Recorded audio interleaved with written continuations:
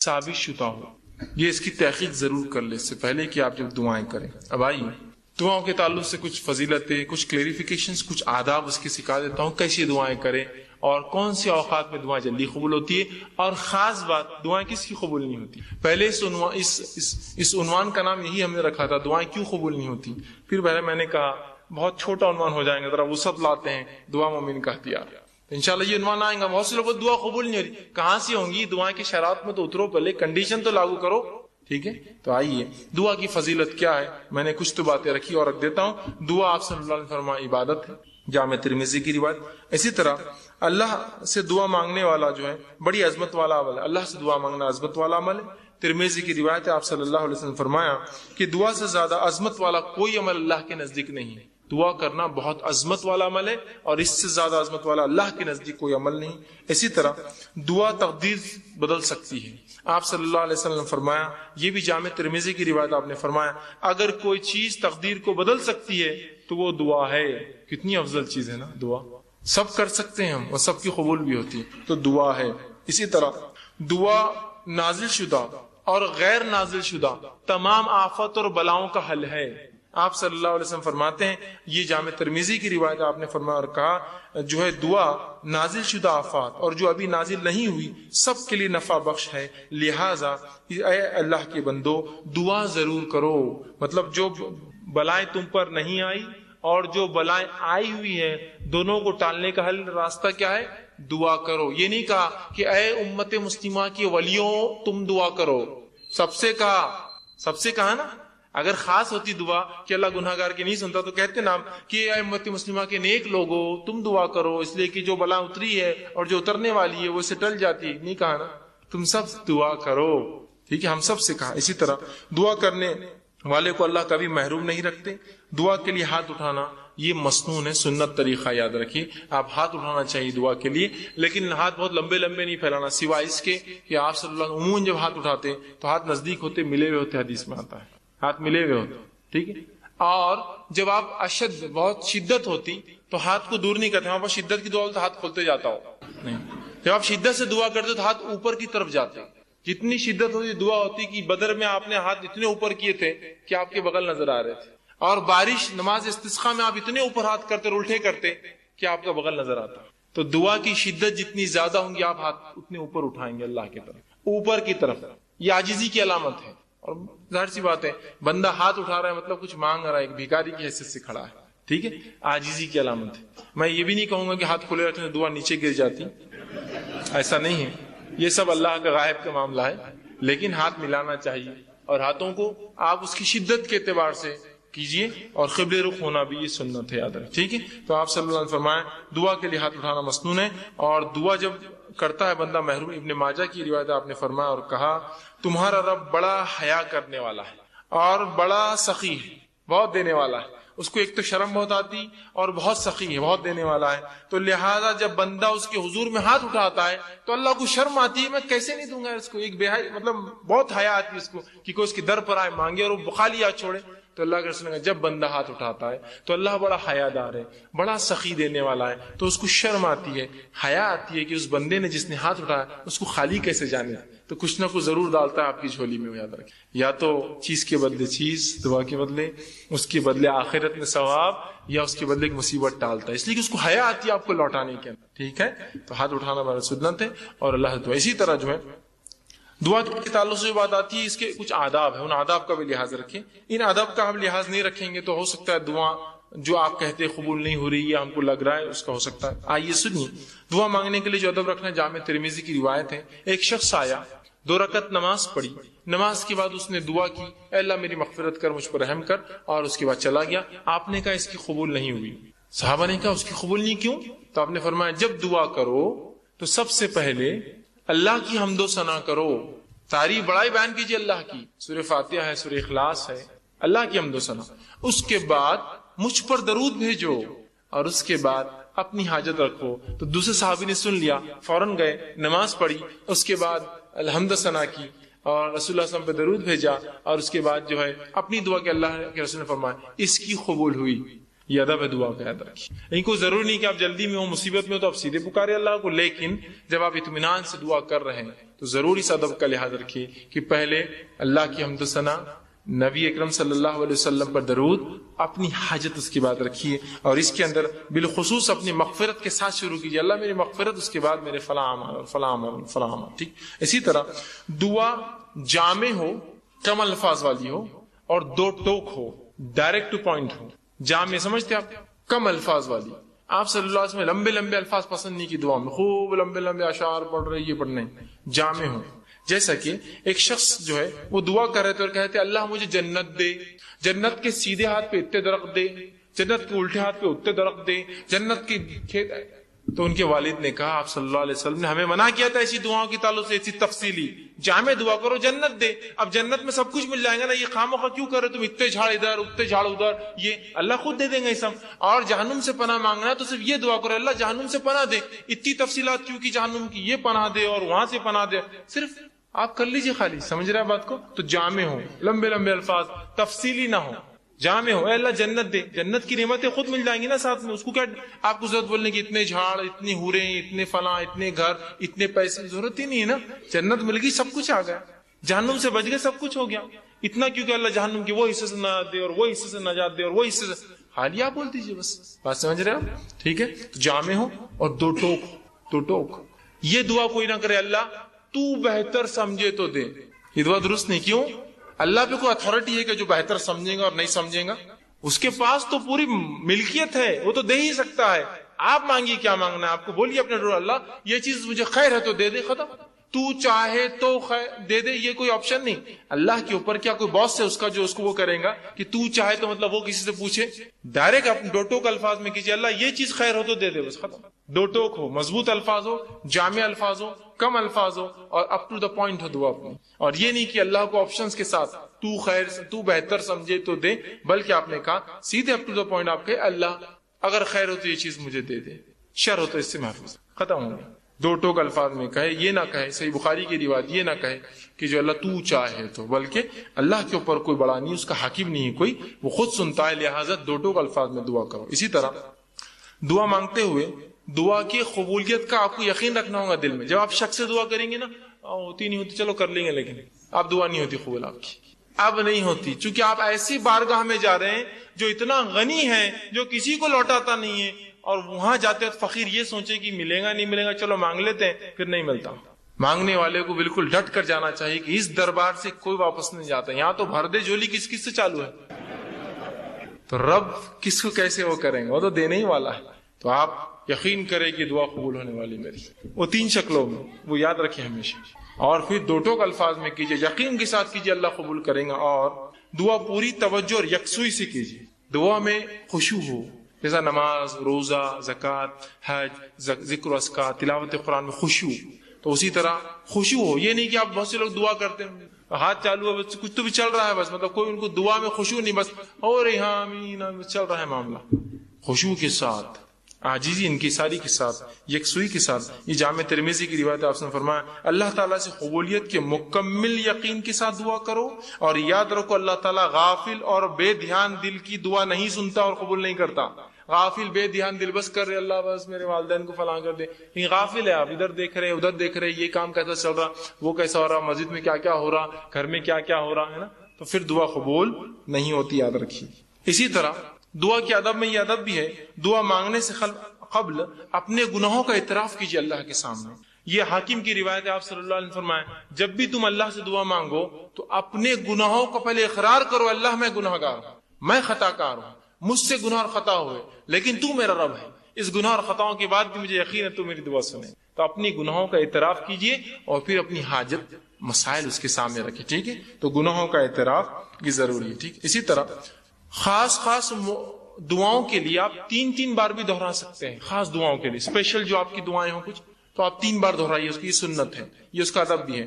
آپ صلی اللہ علیہ وسلم کے طرف ابن ماجہ کی روایت ہے، آپ نے جنت طلب کی اور جہنم سے پناہ مانگا 3 بار کہا اللہم اسألک الجنہ ونعوذ بک من النار، 3 بار کہا. کہ تو بہت اہم دعا ہے نا.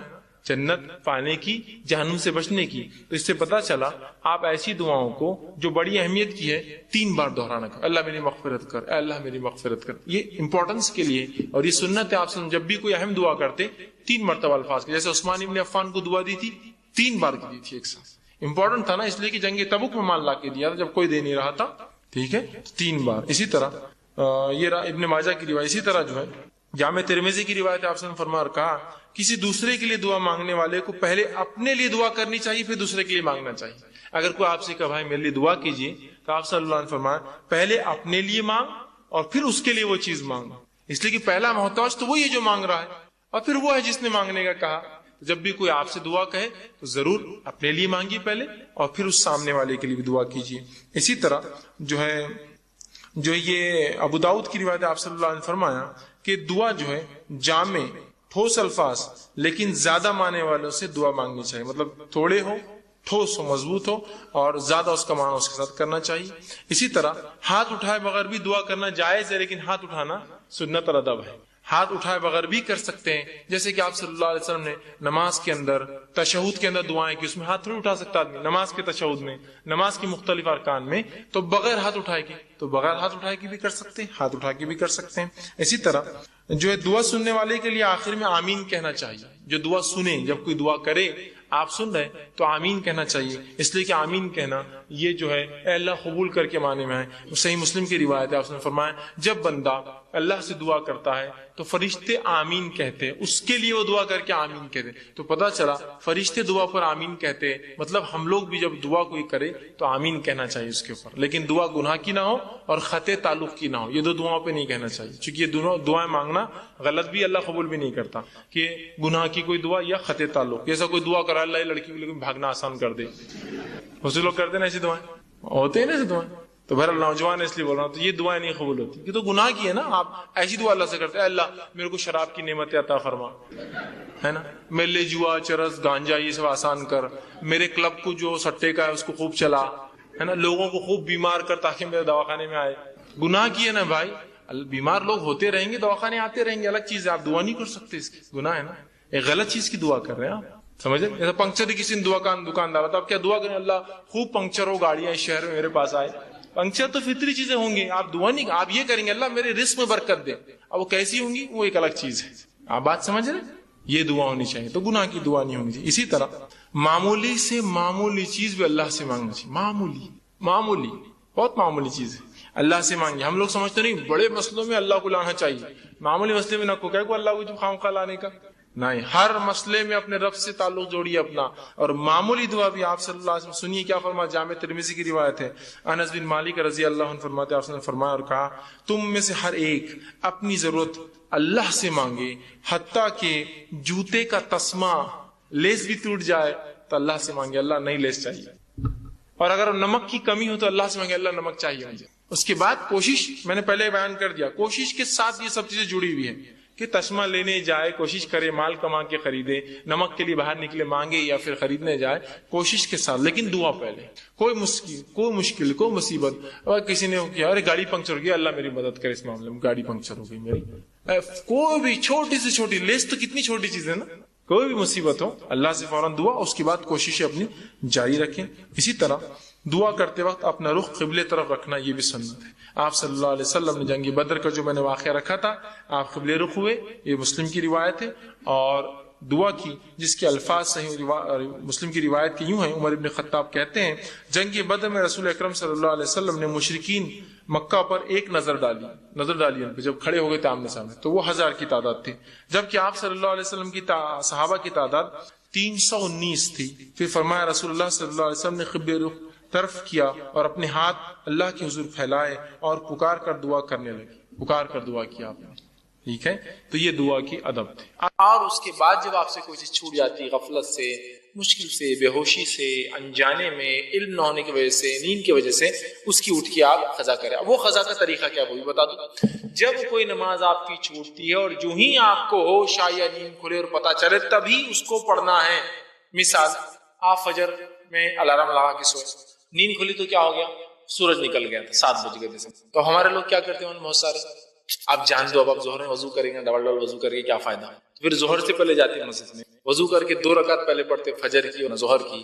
یاد رکھیے جو نماز اب چھوٹ جاتی ہے، جب آپ نے حدیث میں فرمایا جب کوئی انسان کو نیند لگ جائے، آنکھ لگ جائے، جب وہ اٹھے تب اس کے لیے فجر کا وقت ہے۔ لیکن یہ سستی قائدی والے اور روز چھوڑنے والوں کے لیے نہیں حدیث، یہ غفلت سے ہو گیا۔ میں نے الارم لگایا، میں نے سب کچھ کیا، میں نے گھر والوں سے کہا، سب ہونے کے باوجود بھی انسان ہے، ہوگی غفلت، مہینے میں 1-2 بار ہو سکتی ہے غفلت ہو جائے مجھ سے۔ تو آپ نے فرمایا جب نیند سے جاگے جب اس کے لیے وقت ہے، چونکہ وہ غفلت میں تھا، اس پہ نیند کا غلبہ ہو گیا تھا، اس نے سب کچھ کوشش کی اٹھنے کی پھر بھی نہیں اٹھ سکا، اس کے لیے تب ہے۔ عصر کے لیے آپ لیٹے اور نیند اتنی لگ گئی کہ اب بالکل ایسا ہو گیا کہ عصر کا وقت ختم ہونے پر ہے، بہت لیٹ ہو گئے، اٹھتے ہی آپ کو عصر پڑھنا، اب یہ نہیں جانتا مغرب کا، چونکہ جب اٹھے تب اس کے لیے وقت ہے حدیث میں، تبھی اس کو فوراً ادا کر دینی ہے۔ خام و خواہ کے 2 نمازوں کو ملا کر پڑھنا گناہ کبیرہ ہے۔ فرض اپنی جگہ اپنے وقت پر نماز فرض ہے، کبھی بھی نہیں پڑھ سکتے، ٹھیک ہے؟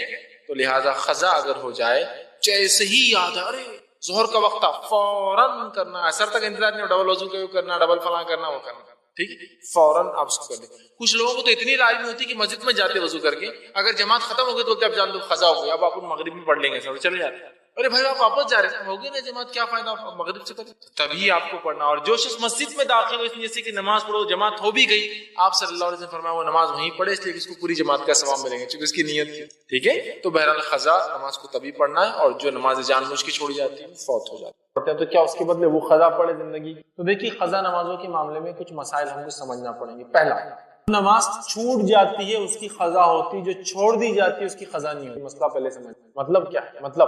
مطلب میں سو رہا تھا اور عصر کا ٹائم نکل گیا تو یہ نماز چھوٹ گئی تو اس کی قضا ہو جائے۔ میں ٹرین میں سفر کر رہا تھا اور وقت پتہ ہی نہیں چلا تو یہ نماز چھوٹ گئی، اس کی قضا ہو جاتی ہے۔ میں یہاں بیٹھا ہوں، اذان ہو رہی ہے، اس کے بعد بڑا جان دو دیکھیں گے اب مغرب آ گئی تو کیا اس عصر کی قضا ہے؟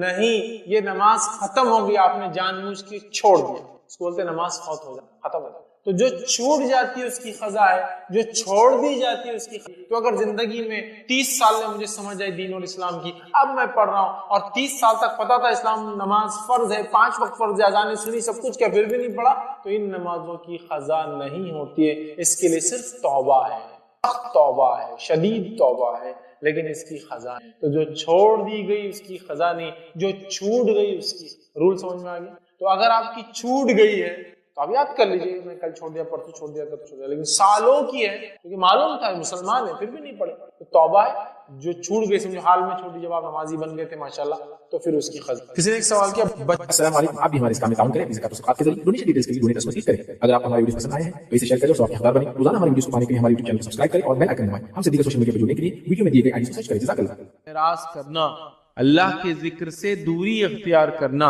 اللہ کے ذکر کو نہیں کرنا، یہ سب سے بڑی وجہ دلوں کی سختی کی۔ آئیے نبی اکرم صلی اللہ علیہ وسلم کیا فرماتے ہیں، کیا فرماتے ہیں، جامع ترمذی کی روایت آپ نے فرمایا، تم اللہ کے ذکر کے علاوہ دوسرے کلام کی کثرت نہ کیا کرو، تم اللہ کے ذکر کے علاوہ دوسرے کلام کی کثرت سے نہ بولا کرو۔ کیوں؟ سنو، آپ نے فرمایا کثرت نہ کیا کرو، کیونکہ اللہ کے ذکر کے علاوہ دوسرا کلام بکثرت کرنے سے دل سخت ہو جاتے ہیں۔ اللہ کے علاوہ دوسرا ذکر بکثرت کرنے سے دل سخت ہو جاتے ہیں، مطلب اللہ کے ذکر کی کثرت سے دل نرم ہو جاتے ہیں، اور اللہ کے ذکر کی کثرت کم کرنے سے دنیا کے ذکر زیادہ کر دل سخت ہو جاتے ہیں۔ اب اپنے دن کا معمول ہم دیکھیں، دن چریا بولتے ہیں اس کو، دن بھر میں کیا کر رہے ہیں، دن بھر کا معمول دیکھ کہ اللہ کا ذکر کتنے کثرت سے کر رہے ہیں اور دنیا کا ذکر کتنے کثرت سے کرتے ہیں۔ ہم اگر اس کو موازنہ کریں تو اگر نماز پڑھ رہے ہیں اور نماز میں بھی جہر والی نماز آ جائے، امام خود پڑھ رہا ہو تو ذکر وہاں تو اور بھی کم ہو جاتا ہے۔ چلو جب سری خاموش نماز ظہر کی ہے اور عصر کی ہے خود پڑھتے ہیں، مغرب کے اندر ہوتا ہے نا 1 رکعت خود پڑھتے ہیں، عشاء میں 2 رکعت خود پڑھتے ہیں، ٹھیک ہے، لیکن نماز ہے تو ہم دیکھیں تو امام صاحب پڑھ لیتے وہاں تو وہ بھی مسئلہ ختم ہو جاتا ہے۔ اس کے علاوہ کتنا اللہ کا ذکر کر رہے ہیں، قرآن کی تلاوت کی شکل میں، دعاؤں کی شکل میں کتنا کر رہے ہیں اس کے علاوہ۔ اچھا، اس کے علاوہ دوسرے اذکار کتنے زیادہ ہیں، یہ کام ہوا کیا، فلاں چیز ہوئی کیا، یہ گیا کیا، وہاں ہوا کیا، بچی کا کیا ہوا، بچے کا کیا ہوا، بزنس کا کیا ہوا، پڑوسی کا کیا ہوا، اس کا. تو جب ہمارے دلوں میں ہم ذکر جو ہے اللہ کی کثرت ذکر چھوڑ کر، مطلب اللہ کے ذکر کی کثرت چھوڑ کر دنیا کے ذکر کی کثرت اپنا لیتے ہیں، نبی اکرم صلی اللہ علیہ وسلم فرما رہے ہیں ہمارے دل اس سے سخت ہو جاتے ہیں، ہارڈ ہو جاتے ہیں. یاد رکھیے ہارڈنگ آف دا ہارٹ جس کو کہیں گے کہ دل ہارٹ سخت ہو جاتا ہے، یاد رکھیے. اور ایسے سخت ہو جاتے ہیں کہ پتھروں سے بھی زیادہ سخت ہو جاتے ہیں. تو اگر ہم چاہتے ہیں اپنے دلوں کو نرم کریں تو اللہ کے ذکر کو کثرت سے ہم کریں. سمجھ رہا، کثرت سے ذکر کریں. ٹھیک ہے، تو سخت ہونے کی پہلی وجہ یاد رکھیے وہ ہے اللہ کے ذکر کی کمی، یاد رکھیے، اور دنیا کے ذکر کی زیادتی. آئیے اسی طرح جو ابو موسیٰ اشعری رضی اللہ عنہ فرماتے اور کہتے ہیں نبی کریم صلی اللہ علیہ وسلم نے فرمایا اس شخص کی مثال جو اپنے رب کا ذکر کرتا رہتا ہے ایسی ہے جیسے کہ زندہ انسان کی، اور اس انسان کی مثال جو اللہ کا ذکر نہیں کرتا اس کی مثال ایک میت کی ہے، مردہ انسان کی.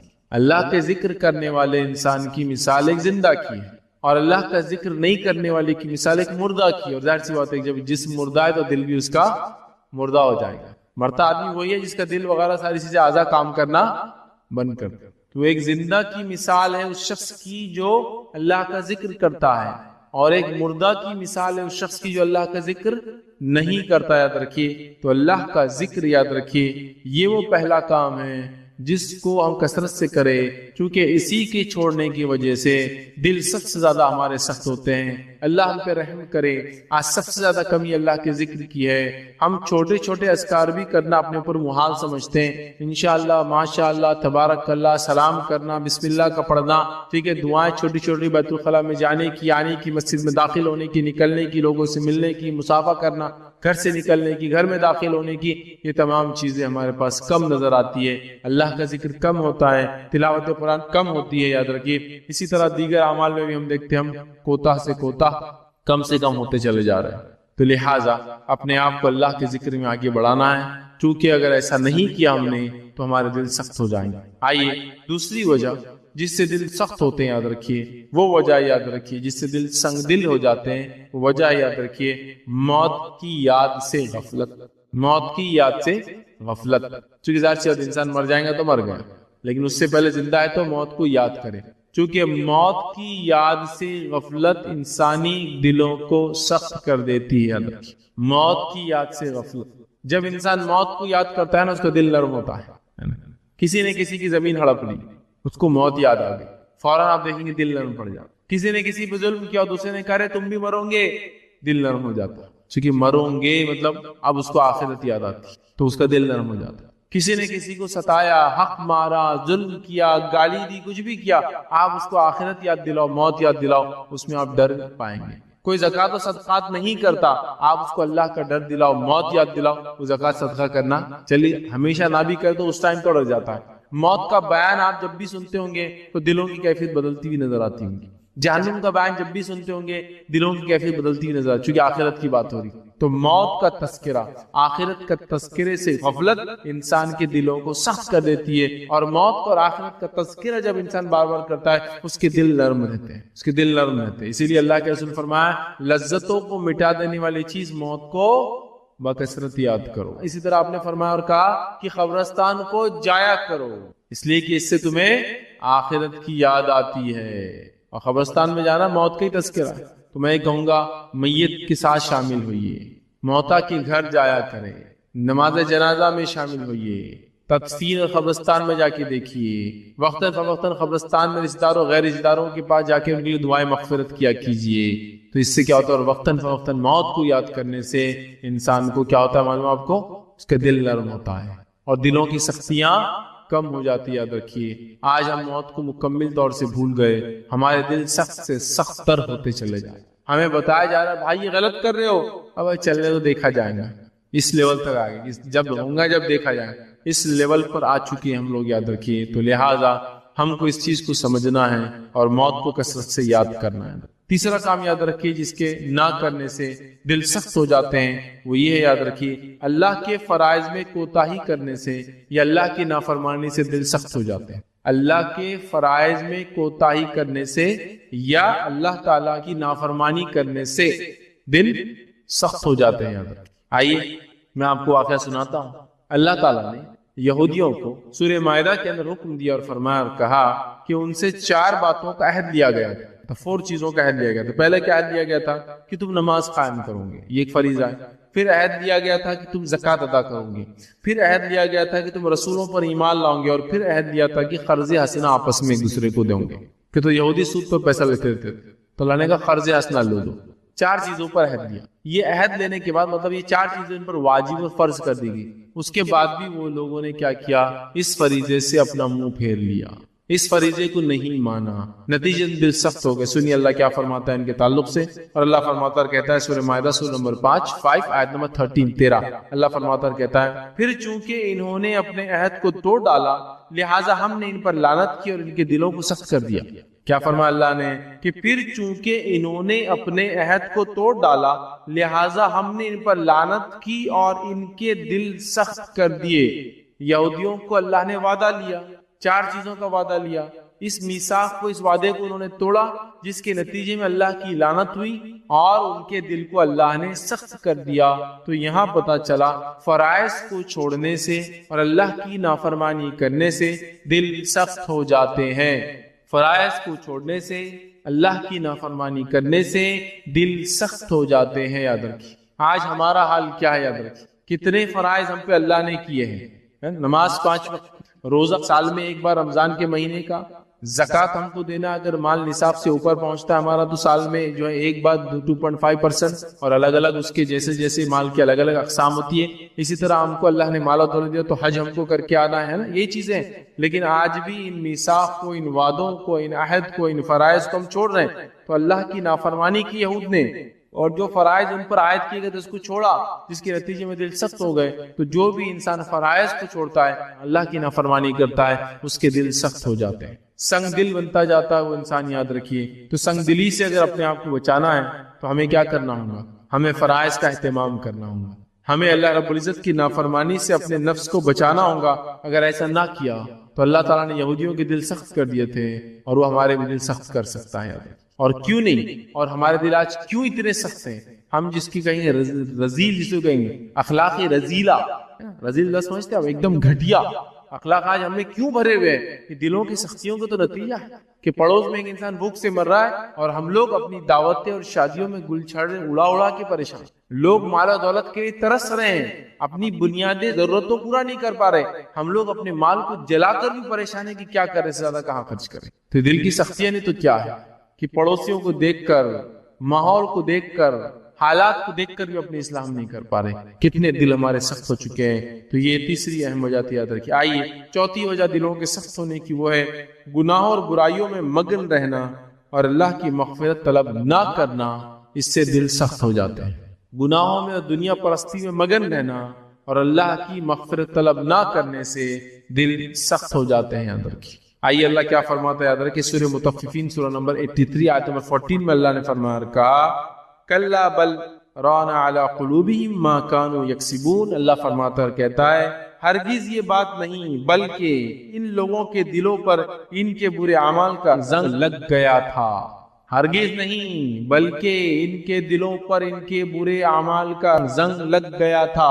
اور ہم جانتے ہیں نبی اکرم صلی اللہ علیہ وسلم فرمایا بندہ جب ایک گناہ کرتا ہے تو اس کے دل پہ ایک کالا داغ آ جاتا ہے، سپاٹ آیا تھا، بلیک سپاٹ۔ اگر وہ توبہ کر لیتا ہے، معافی مانگ لیتا ہے، عمل چھوڑ دیتا ہے تو دھبا دھل جاتا ہے۔ اگر ایسا نہ کرا، دوسرا کرتا ہے تو پھر ایک اور سپاٹ، پھر تیسرا ایک گناہ کرا، ایک اور سپاٹ۔ ایسا کرتے کرتے کرتے ایک زمانہ آتا ہے سارا دل کالا ہو جاتا ہے۔ سارا دل کیسا ہو جاتا ہے؟ اس کا کالا ہو جاتا ہے، دل پہ زنگ لگ جاتا ہے۔ اور دلوں کا زنگ نکالنے کے لیے تلاوت قرآن سب سے بہترین طریقہ ہے۔ انشاءاللہ اگلے درس میں ہم ضرور لیں گے کہ دل کو سنگ دلی کو ہٹانے کے لیے، نرم دل کرنے کے لیے کیا کیا کام کریں۔ ابھی سنگ دل کیوں ہوتے ہیں ہم دیکھ رہے ہیں، ٹھیک؟ تو یہاں سنگ دلی کی وجہ کیا ہے معلوم آپ کو؟ اللہ فرماتا ہے کہ اللہ نے ان کے دلوں پر مہر لگا دی، کیوں؟ ان کے برے اعمال کی وجہ سے۔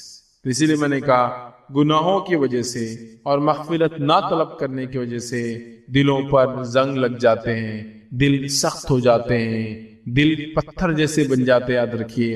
اور آج ہم یہی حالت دیکھ رہے، یاد رکھیے کہ ہم برائیوں میں بالکل مگن ہیں، ہم برائیوں کو چھوڑنا بھی نہیں چاہتے، اور چاہتے وہ قلب سلیم بھی مل جائے ہم، جس کو اللہ قبول کرتا ہے۔ قلب سلیم وہ دل ہے جس کو اللہ روز قیامت قبول کرے گا۔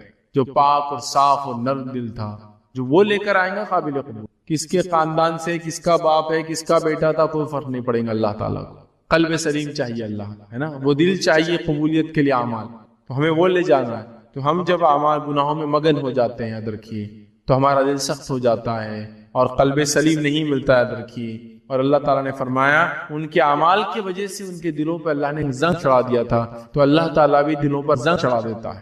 انشاءاللہ کئی موقع ملا تو دلوں کی کیفیت بھی ہم دیکھیں گے جو قرآن نے بیان کی. لپٹے ہوئے دل، تالا ڈالے ہوئے دل، زنگ لگے ہوئے دل، ہے نا، الگ الگ ہیں. قرآن نے الگ جگہ کہا، جیسا قرآن کو نہیں سمجھنے والوں کیا کہا، ام علی قلوب اقفالها، کیا ان کے دلوں پہ قفل لگے، تو تالے والا دل ہے نا.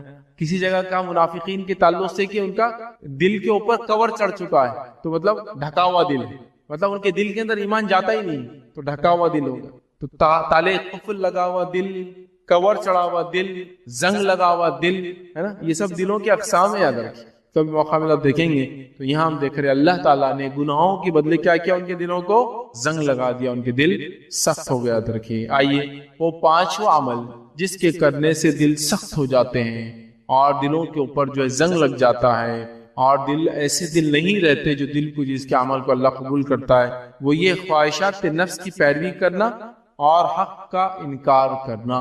خواہشات نفس کی پیروی کرنا اور حق کے انکار کرنے سے دل سخت ہو جاتے ہیں. یاد رکھیے اللہ رب العزت نے سورہ صف سورہ نمبر 61 آیت نمبر 5 میں فرمایا اور کہا، جب وہ ٹیڑھے ہو گئے تو اللہ نے ان کے دلوں کو کیا فرمایا، دلوں کو ٹیڑھا کر دیا.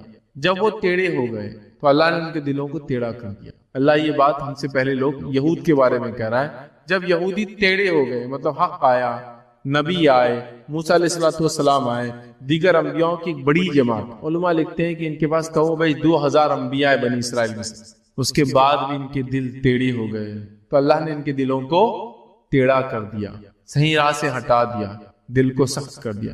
تو دلوں کی سختی کی ایک وجہ یہ یاد رکھیے کہ خواہشات نفس کی انسان پیروی کرے. خواہشات نفس کی پیروی کرنے سے کیا ہوتا معلوم، دل ٹیڑھے ہو جاتے ہیں. جس کی جیتی جاگتی مثال یہود تھے. یہود نے حق آنے کے بعد، نبی اکرم صلی اللہ علیہ وسلم کے آنے کے بعد، ان کے پاس نبی اکرم صلی اللہ علیہ وسلم کی پیشن گوئیاں ہونے کے بعد، حق ان کے سامنے واضح ہونے کے بعد بھی اس کو جھٹلایا، مطلب ٹیڑھے ہو گئے.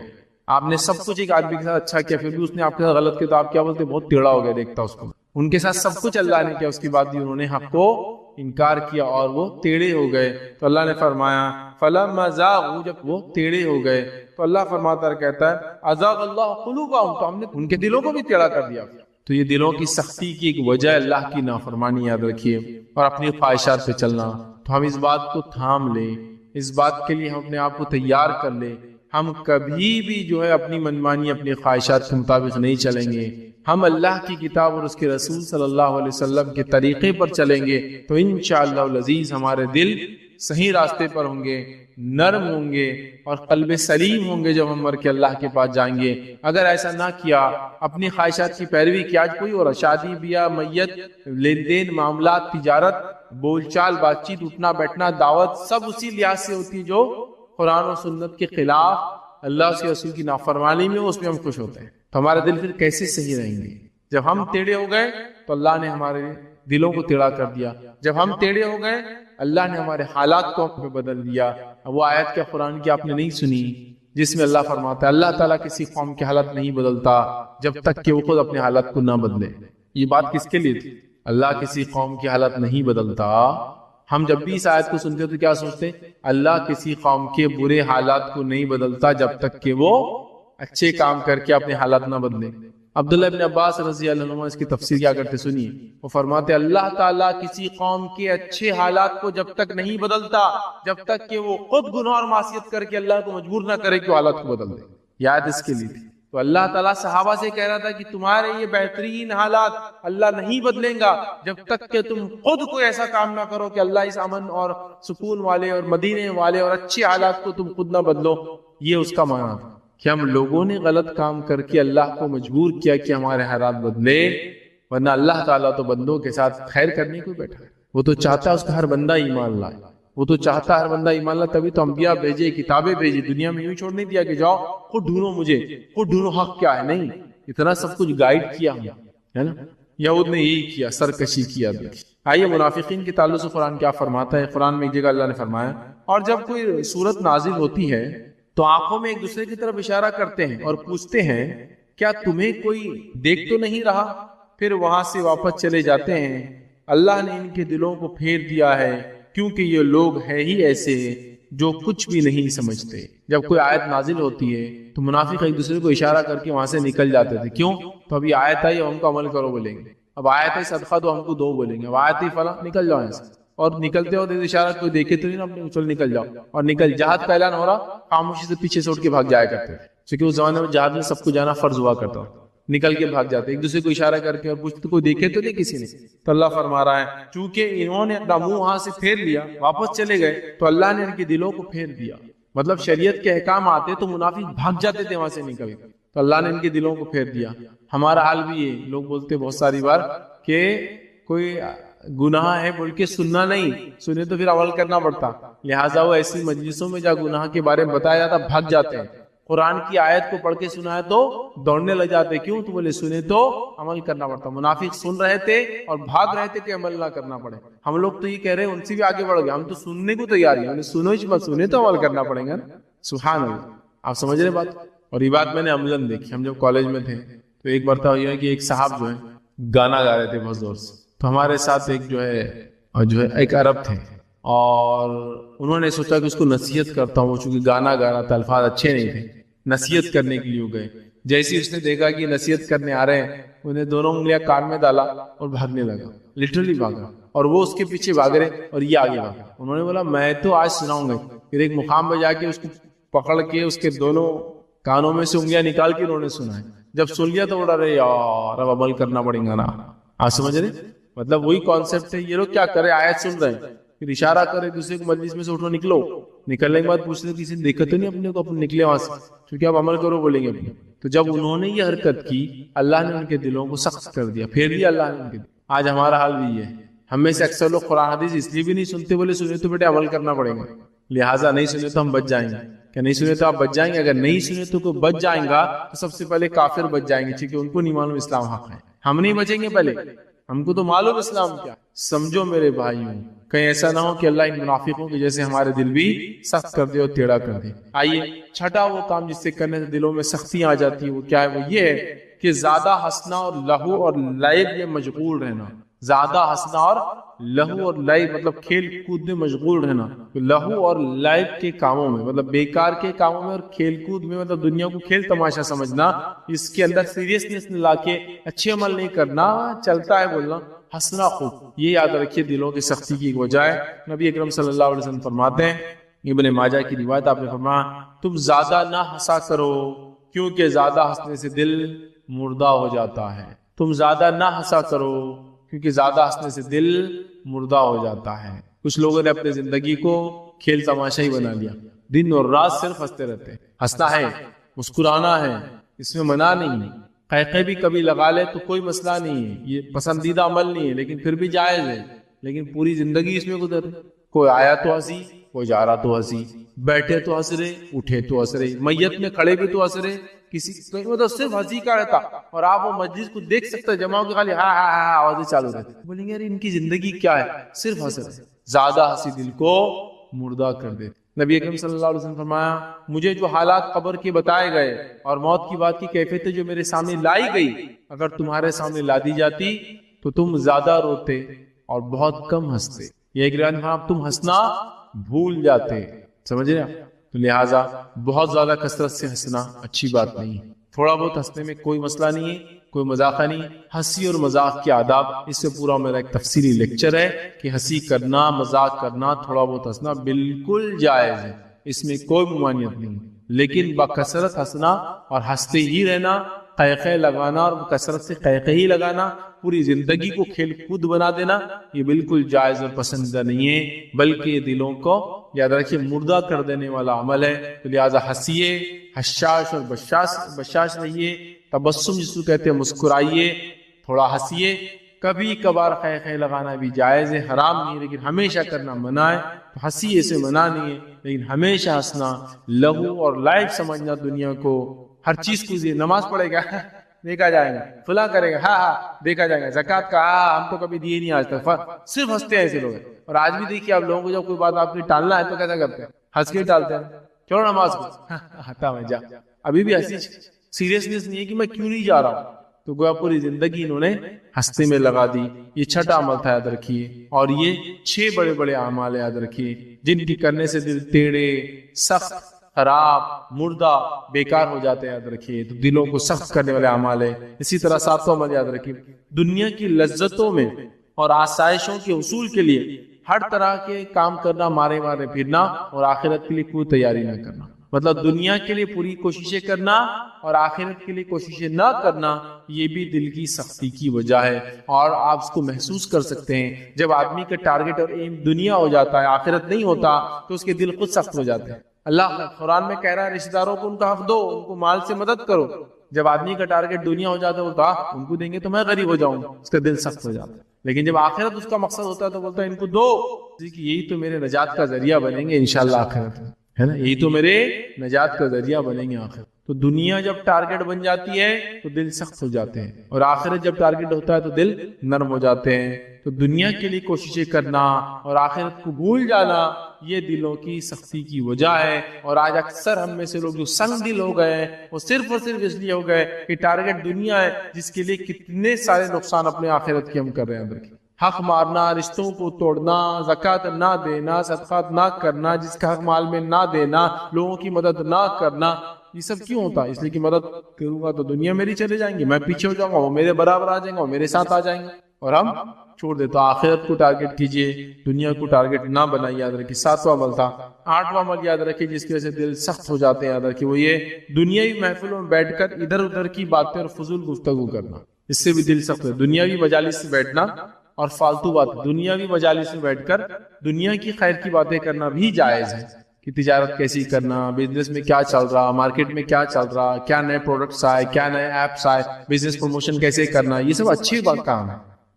لیکن مارکیٹ میں فضول مجلسوں میں بیٹھ کر فضول باتیں کر، یہ جو ہے دلوں کو سخت کرنے والا عمل ہے، اور یہ کثرت سے ہو رہا ہے، اور اس کی کچھ باتیں آگے پیچھے کی میں پہلے لے چکا ہوں۔ 9ویں چیز یاد رکھیے جس سے دل سخت ہو جاتے ہیں، وہ یہ ہے فضول اور بیہودہ چیزوں کو دیکھنا، اس سے بھی دل سخت ہو جاتے ہیں۔ فضول اور بیہودہ چیزوں کو دیکھنا، میں سمجھتا ہوں یہ 9 پوائنٹ کے اندر تو آج کل سوشل میڈیا کا ہر وہ کام جو کام فضول ہے اور بیکار ہے، اس کو دیکھنے میں ہم کر رہے ہیں۔ دیکھی جانے والی فضول چیزوں سے دل سخت ہوتے ہیں، یہ مجھے بتانے کی ضرورت نہیں ہے، یہ پریکٹیکلی آپ سمجھ سکتے ہیں، پریکٹیکلی آپ سمجھ سکتے ہیں، ہے نا۔ ایک بچہ ہے، اس کو جانوروں کو مارنے کی ویڈیو دکھائی آپ، 2 4 5 10 ویڈیو دیکھنے کے بعد وہ بھی جانور کو مارنے میں کوئی برائی محسوس نہیں کرے گا۔ کیوں؟ دیکھنے سے اس کے دل میں وہ برائی نہ رہی، اس کا دل سخت ہو گیا۔ کسی انسان نے کبھی قربانی نہیں دیکھی تھی، ذبح ہوتے ہوئے جانوروں کو نہیں دیکھا تھا، جب پہلی بار دیکھتا ہے کیا حال ہوتا ہے نا، پسینے چھوٹ جاتے ہیں۔ لیکن جب وہ بار بار دیکھتے رہیں گا تو وہ اس چیز کا عادی بن جاتا ہے۔ لیکن یہ تو جائز کام تھا، لیکن اس کے بعد وہ لوگ جانوروں کو مارنا، انسانوں کو مارنے کی چیزیں دیکھیں گا، پھر وہ سخت دل بنتا چلا جائے۔ تو گناہوں کو بار بار دیکھنا، گناہوں کو بار بار جس کو اس میں وقت ضائع کرنا، اس سے کیا ہوتا ہے معلوم؟ بیہودہ چیزیں دیکھنے سے دل سخت ہو جاتے ہیں۔ آج ہمارے بچے کیا دیکھ رہے ہیں آپ دیکھیے، میجورٹی آف کنٹینٹ ہم اور ہمارے بچے جو دیکھ رہے ہیں وہ ایسا بیکار اور فضول کنٹینٹ ہے جس کے نتیجے میں برائیاں ہمارے سماج میں پھیلتی جا رہی ہے۔ یاد رکھیے، بہرحال وقت کو ضائع کرنا، جو چیز ہم دیکھتے ہیں اس سے ہمارے دلوں پر اثر پڑتا ہے۔ جب ناچ گانا دیکھتے ہیں تو ناچ گانا ہو سکتا کرتے نہیں ہوں گے، لیکن پھر جب کرنے کا موقع ہے یا کسی کو کرتے دیکھے تو برائی بھی دل میں واقعی نہیں رہتی۔ یاد رکھیے۔ 10 اور آخری پوائنٹ جو آج ہم لیں گے دلوں کی سختیوں میں، وہی ہے دین کو سمجھنے اور سنجیدگی کی کوشش نہ کرنا، جس کو ہم کہیں گے دین کو سمجھنے کی کوشش نہ کرنا سنجیدہ، اور بنیادی مسائل سے جہالت کو برتنا، یہ بھی دل کی سخت ہونے کی ایک اہم وجہ۔ یاد رکھیے کہ آج ہم دین کو سمجھنے کی ذرہ برابر بھی کوشش نہیں کر رہے ہیں، ذرہ برابر بھی کوشش دین کو سمجھنے کی آج ہماری نہیں ہے، جس کے نتیجے میں ہمارے دل سخت سے سخت ہوتے چلے جا رہے ہیں۔ تو دلوں کی سختیاں ہمیں ختم کرنا ہے، تو دین کو ہمیں سمجھنا ہے، اس کے بنیادی مسائل کو ہمیں سمجھنا ہے۔ آج کتنی عجیب بات ہے، یاد رکھیے، اور اللہ ہمارے دلوں کو سخت کیوں نہ کرے، جو دین اور شریعت اس نے ہمیں دی، جس کے لیے انبیاء علیہ الصلوۃ والسلام کی بکثرت جماعت اپنی جان اور مال کی قربانیاں دیتی چلی آئی. اس کے بعد نبی کریم صلی اللہ علیہ وسلم آخری نبی، آپ نے کتنی قربانیاں اس امت کے لیے دی. اس کے بعد صحابہ، تابعین، تبع تابعین نے ایک لمبے عرصے تک قربانیاں دی. اور اس کے بعد بھی آج ہمارا حال یہ کہ دین کے بیسک نالج، بنیادی علم بھی ہم کو نہیں، بیسک نالج بھی ہم گین نہیں کرتے ریلیجن کی. یاد رکھے دین کے معاملے میں، دنیا کے معاملے میں تو ماشاءاللہ کتنے سال لگاتے ہیں. اب کیا بتاؤں میں، اگر ایک آدمی گریجویشن کرتا ہے تو ایٹ لیسٹ 15 ایئرس پڑھتا ہے، پوسٹ گریجویشن کرتا ہے تو ایٹ لیسٹ 17 to 18 ایئرس پڑھتا ہے، اور اس کے بعد پوسٹ گریجویشن کیا ہے، ایم فل ڈاکٹریٹ کرتا ہے تو ایٹ لیسٹ وہ جو ہے 20 to 22 ایئرس پڑھتا ہے. لیکن دین کے معاملے میں ہمارا حال یہ ہے کہ اتنا سب کچھ کرنے کے بعد بھی، دنیا کے علامہ بننے کے بعد بھی، اسلام کا، دین کا بیسک نالج بھی ہمارے پاس نہیں، بیسک نالج بھی نہیں آتا. فرض نماز کو تو وضو کی ضرورت ہے، نفل کو وضو کی ضرورت ہے نہیں ضرورت ہے. نوجوان سوال کر رہے ہیں کہ فرض کو تو معلوم ہے لیکن نفل نماز کے لیے کیا ہے، سمجھ رہے آپ؟ مطلب ایسی حالات ہے، علم کی اتنی کمی اسی کو انتہا. نبی اکرم صلی اللہ علیہ وسلم کی پیدائش کبھی نہیں معلوم. کتنا بنیادی سوال ہے کہ نبی اکرم صلی اللہ علیہ وسلم جس سے سب سے زیادہ محبت کا ہم دعویٰ کرتے ہیں، لوگوں کو نہیں پتا ہے، لوگوں کو یہ چیز نہیں پتا ہے. یاد رکھیے